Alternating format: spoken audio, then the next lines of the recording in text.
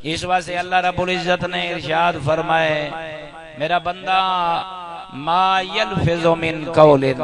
तैं तो कभी सोचे ही नहीं, उठदे बांधे चलदे फिरदे पुत्रे धीए बीवीए चाचे मामे दोस्त तो कदे नहीं सोचा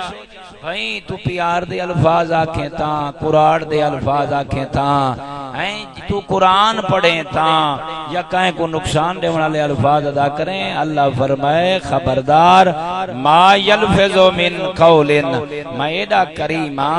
ते को कल्ला नहीं छोड़ा, मैं अल्लाह ने कुछ निगरान मुकर्रर कीते। अंधारा होवे ते भावे रोशनी, बस तू जले जबान को हरकत देने ना ते थोड़ी बाड़ी जड़ी आवाज निकलती है वो लफ्ज होवे हर्फ होवे हैं वो लिख गिनदन इल्ला लदाए फरमाने वो महफूज होवेंदन निगरान बैठन हर वक्त कलमा चाहिए बैठन रजिस्टर खोली बैठन बस वो दे देन ए कुछ बोले लिखो कुछ देखे लिखो कुछ सुने है कहीं दी दिल च मुहब्बत पावे लिखूं ए हाथ वधावे वधेंदा किंते